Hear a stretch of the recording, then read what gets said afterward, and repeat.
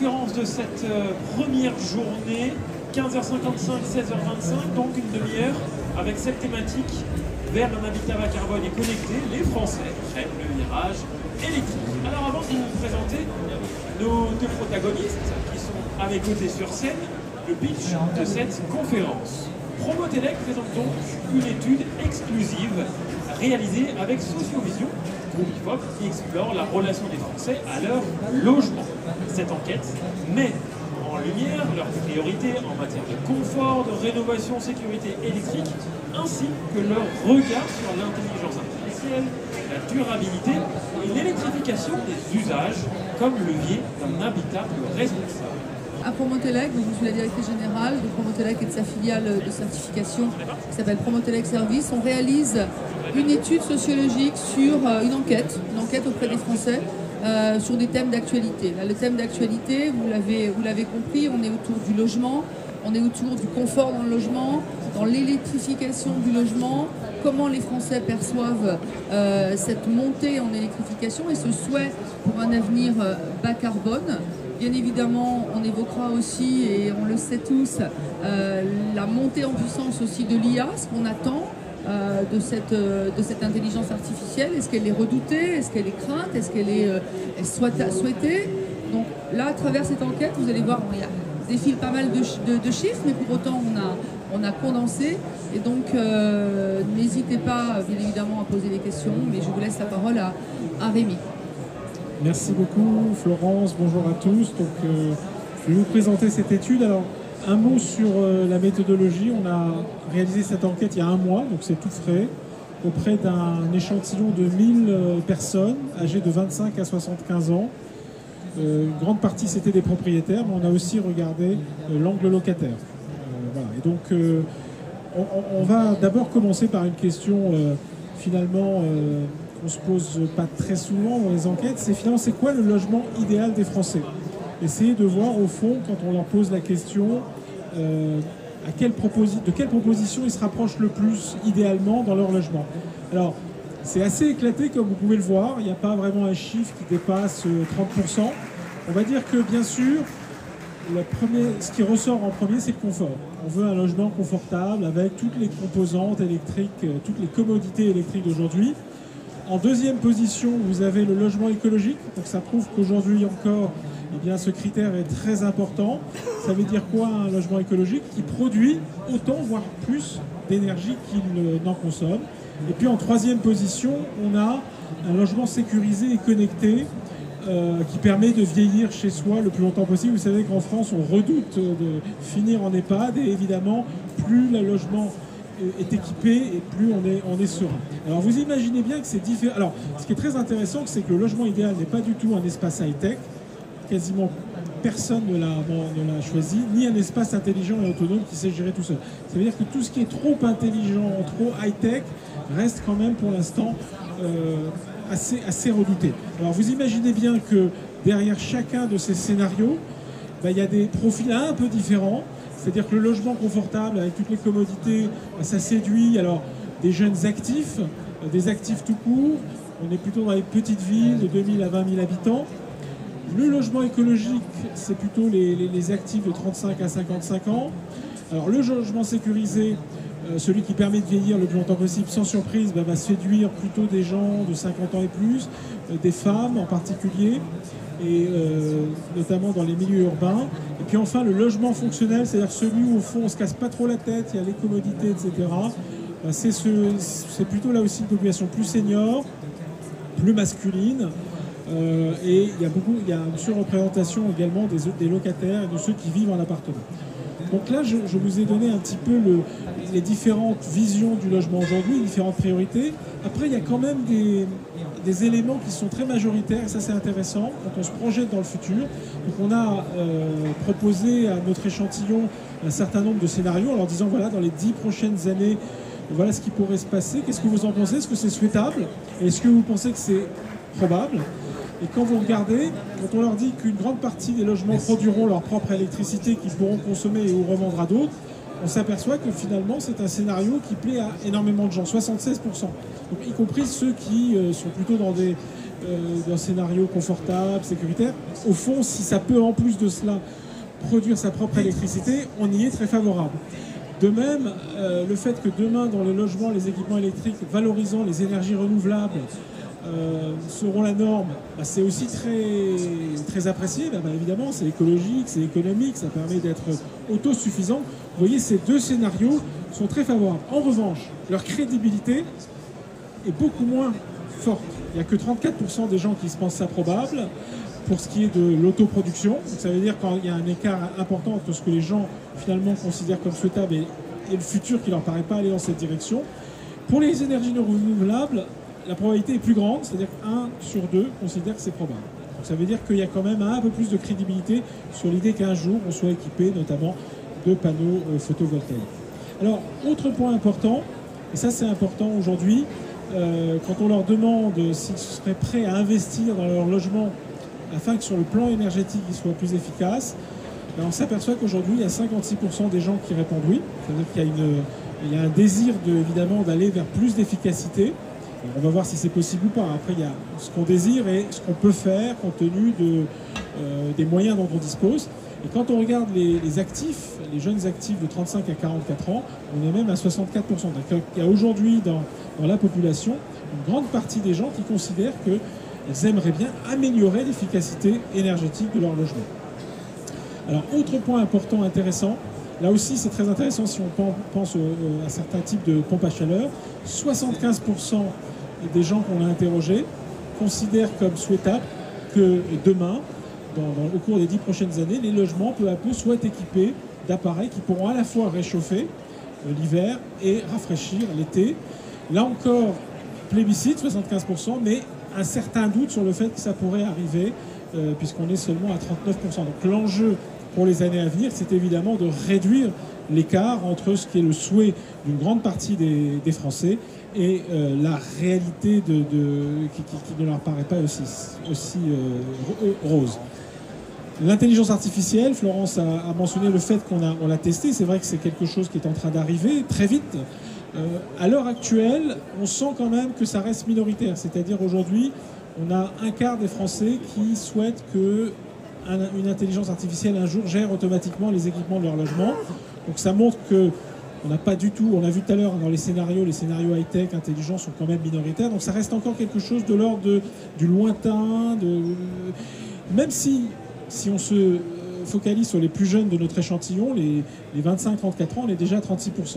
Et comme vous le savez, l'intelligence artificielle, ça évolue très très vite, les usages sont se diffusent très vite, donc il est probable que ces chiffres soient amenés à évoluer potentiellement assez rapidement.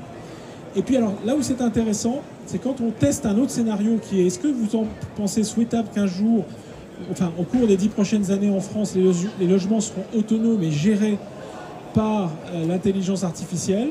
Bon, on retrouve un chiffre minoritaire, même si là encore, la jeune génération est déjà beaucoup plus ouverte, 46% trouvent ça souhaitable. Et alors c'est intéressant de voir que la probabilité, bon, elle est minoritaire, mais elle n'est pas, compte tenu de ce qu'on a vu tout à l'heure sur les énergies renouvelables ou l'autosuffisance énergétique, finalement c'est un chiffre qui n'est pas si faible que ça.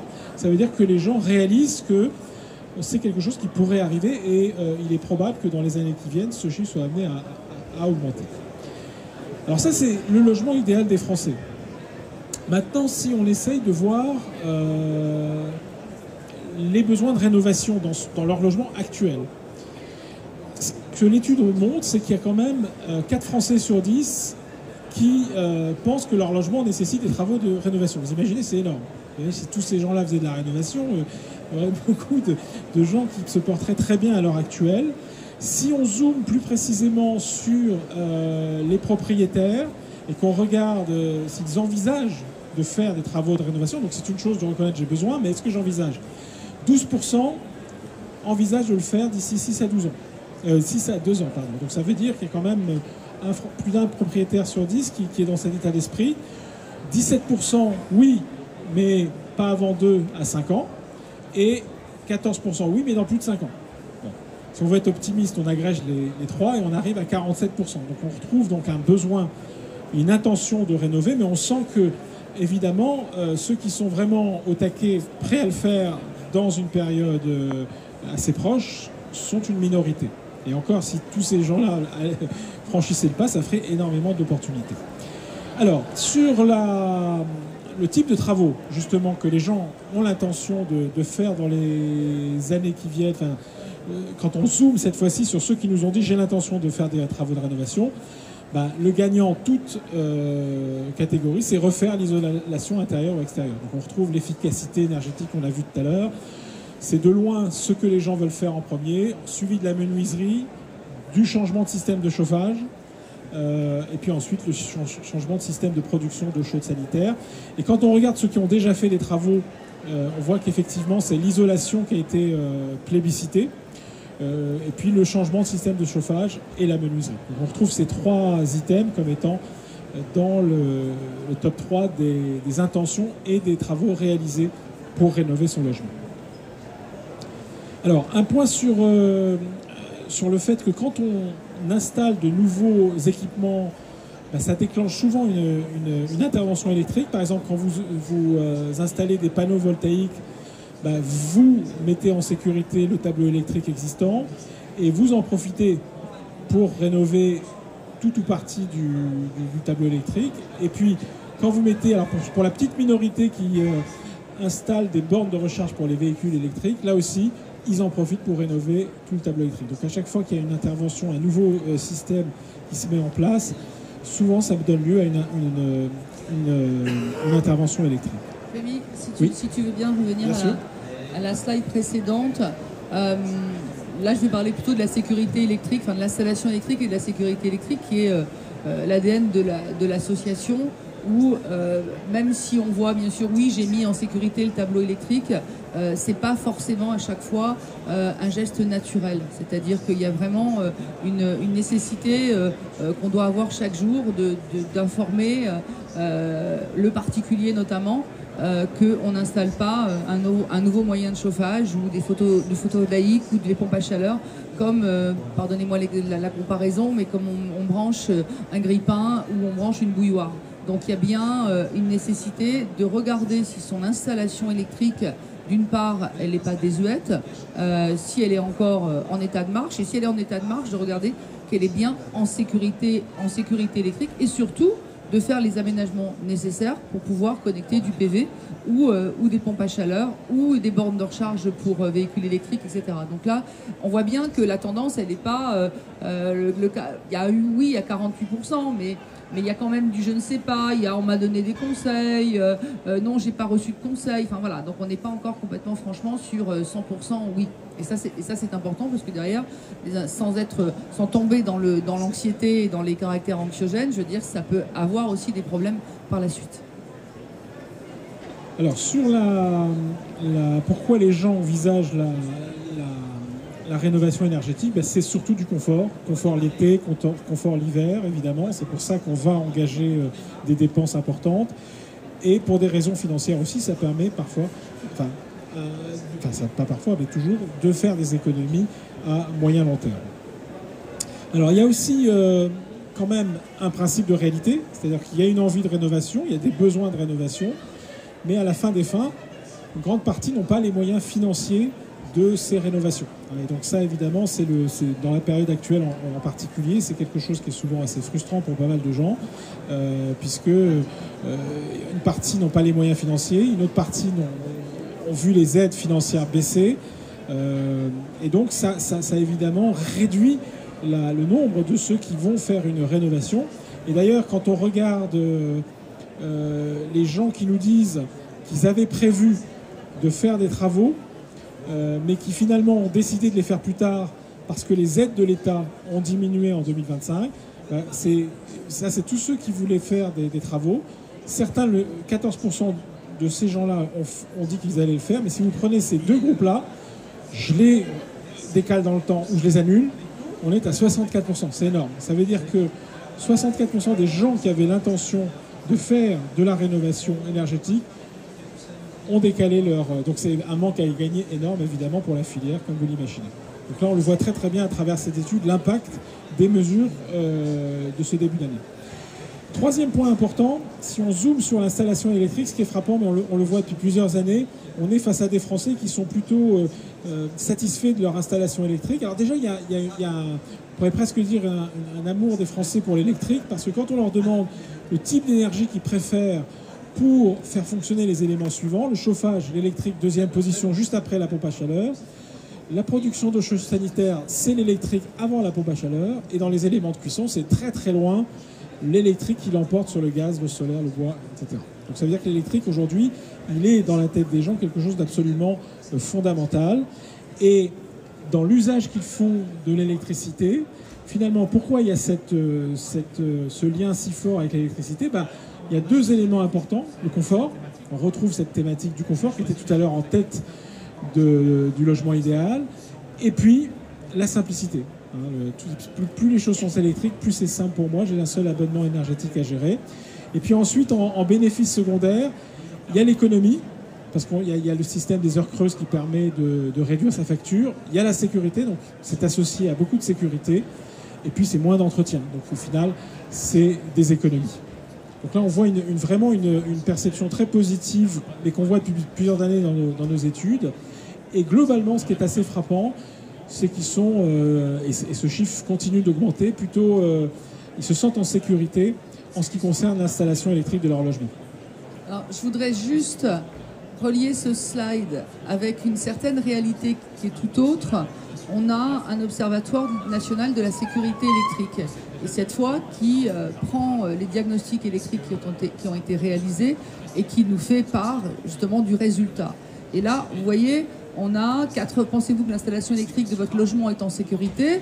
On a 84% des gens qui disent oui. Et je pense que si je vous faisais un micro-trottoir ici, vous direz oui, c'est cool, chez moi, il n'y a pas de souci. Or, la réalité montre que 93% des installations électriques dans des logements de plus de 15 ans présentent au moins un défaut. Alors bien sûr, un défaut, ça peut être un défaut, vous savez, un interrupteur qui est mal, qui est, je sais plus comment on dit, enfin qui est désencastré du mur, etc.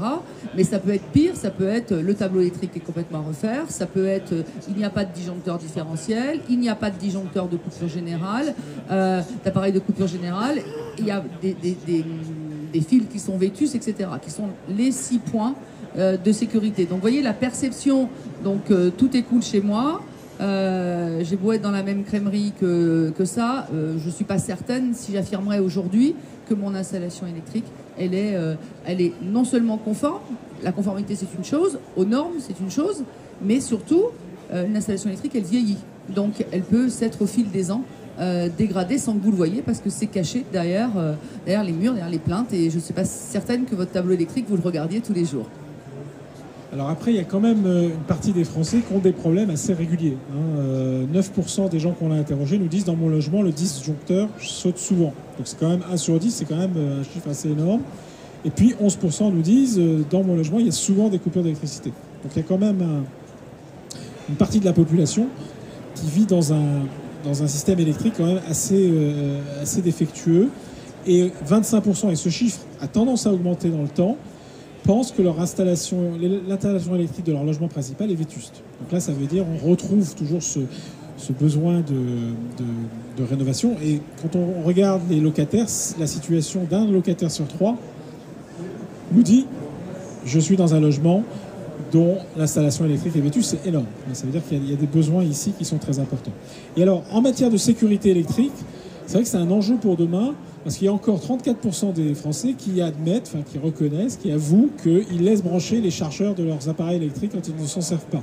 Alors même qu'il y a régulièrement des campagnes, etc., pour montrer la dangerosité de la chose. Et je ne compte pas ceux qui probablement n'osent pas l'avouer. Parce que là, ce sont ceux qui sont vraiment les plus honnêtes.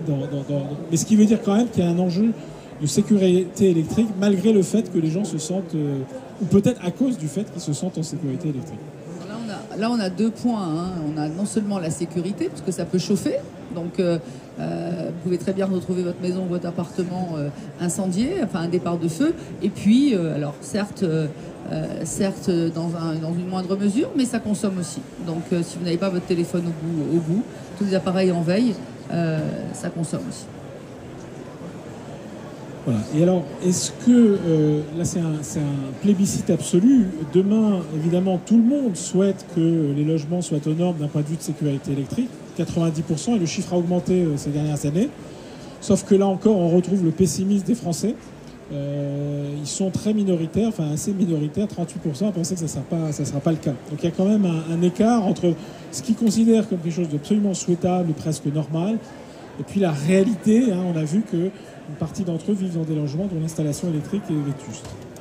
Et alors, en ce qui concerne les points clés que doit respecter la mise en sécurité de l'installation électrique, pour l'instant, les gens, la très large partie des gens qu'on interroge ne sont pas au fait des 6 points de sécurité. Même quand on leur présente, qu'on leur explique ce que c'est pas vraiment des choses qu'ils connaissent. Donc, c'est une confiance, mais une confiance qui ignore finalement les raisons de cette confiance. C'est une confiance presque a priori et pas du tout fondée sur une connaissance approfondie des basiques de la sécurité électrique. Je crois tout simplement qu'elle existe, cette certitude d'être en sécurité, parce que quand vous rentrez dans votre logement, à partir du moment où vous avez de l'électricité, voilà, la lumière fuit, donc ça fonctionne, pas de problème. Donc je vois pas pourquoi mon installation aurait un problème. Voilà. Et alors, pour terminer, une dernière chose à dire sur l'habitat connecté. Alors vous avez vu en début de présentation, quand on a regardé le logement idéal des Français, le côté très high-tech, très intelligent, c'est pas trop, et ça fait pas mal d'années qu'on travaille avec Promotelec et qu'on retrouve toujours cette idée. Vous savez qu'en France, le logement, c'est le cocon. Dans la période anxiogène d'aujourd'hui, c'est le cocon, on va se ressourcer en famille, entre proches. Et donc, le fait de l'équiper de systèmes hyper intelligents, ça rajoute un stress parce qu'on se dit peut-être qu'on va être espionné. Enfin, c'est ce qu'on avait bien vu il y a quelques années dans l'étude sur les objets connectés qu'on avait réalisé ensemble. Alors, néanmoins, ça progresse, c'est-à-dire que les objets connectés entrent peu à peu dans le foyer. Mais vous voyez que les taux de pénétration en bleu ne sont pas énormes, c'est-à-dire qu'il y a quand même énormément de Français qui se tiennent éloignés de ces objets connectés. Et alors ce qui est intéressant, c'est que quand on regarde finalement ceux qui progressent beaucoup, alors si on compare à la vague de 2019 qu'on avait réalisée avec Promotelec, interphone, vidéophone connecté, ça monte, système de vidéosurveillance connecté, ça monte, assistant intelligent à commande vocale pour la maison, ça monte, système d'alarme connecté, ça monte, donc beaucoup de sécurité. On sent qu'on vit une période d'insécurité, ce qu'on voit nous dans d'autres études, et donc évidemment mécaniquement tout ce qui va permettre de rassurer, de sécuriser son logement, et notamment grâce à la connexion, ça va être assez plébiscité. Pour le reste, on s'aperçoit que énormément d'autres types d'objets ou de services connectés sont encore relativement minoritaires. J'en profite pour dire une chose, et de faire surtout un rappel, même si la réglementation ne demande pas que le détecteur de fumée soit connecté. En revanche, la réglementation exige que chaque logement soit équipé d'un détecteur de fumée. C'est juste de l'information que je glisse en passant. Alors, voilà. On a testé aussi l'éclairage intelligent. Alors, on a vu que ce n'est pas encore très développé. Mais si on prend ceux qui aimeraient en avoir un, on s'aperçoit qu'il y a deux principes. D'abord, pour éteindre la lumière à distance en cas d'oubli. Donc ça, c'est l'idée que, oulala, je vais laisser griller mes ampoules pendant des heures et des heures. Principe d'économie. Et puis, principe de sécurité pour simuler une présence chez moi afin de faire fuir les éventuels cambrioleurs. Donc toujours ce souci de la sécurité. Donc ça fait partie d'ailleurs de ces bénéfices des systèmes connectés. Alors, on a aussi testé le pilotage. Alors, les gens, finalement, même s'ils sont peu encore équipés, reconnaissent que piloter un équipement connecté dans un logement est facile. Donc, c'est pas nécessairement la facilité qui sera un problème. C'est plus, à un moment donné, le fait d'en avoir vraiment besoin. Et les jeunes, en particulier, n'ont pas du tout ce problème-là. Et puis, le fait de piloter plusieurs équipements connectés dans un même logement, là encore, on a quand même... C'est pas là aussi un souci majeur, puisque une majorité de gens nous disent finalement c'est pas si problématique. Les gens aujourd'hui sont habitués à utiliser des applis et à pouvoir facilement connecter plusieurs systèmes. Voilà. Et puis il y a donc justement sur les applis, ce qu'on a, c'est que clairement sur les applis lié à la sécurité, c'est quelque chose qui est assez développé. Les gens sont plutôt contents de ça. Sur le pilotage, on voit que c'est encore minoritaire, mais il y a quand même 29% des gens qui aimeraient bien le faire dans l'avenir. Donc il y a sur ces sujets-là, et probablement pour des raisons de sécurité et d'économie, c'est des choses qui vont évoluer. Et puis dernier point, pour vous dire que les équipements connectés une des raisons pour lesquelles ils pourraient se développer dans les années qui viennent, c'est clairement la variable économique. Parce que comme vous le savez, aujourd'hui, c'est une des contraintes qui pèse le plus sur l'ensemble des Français. Et donc, ils sont déjà acquis au fait que grâce aux équipements connectés, ils vont pouvoir faire des économies, notamment réduire leur facture d'énergie. Et notamment, je pense, sur les jeunes et les actifs, c'est quelque chose qui pourrait être un levier pour activer le développement des objets connectés dans le futur. Donc il y a des freins qui sont liés au fait que la maison c'est sacré et on essaie de ne pas y laisser entrer des influences extérieures, mais il y a un principe de réalité qui est l'économie. On l'a vu que c'est à travers cette présentation, c'est un rôle très important.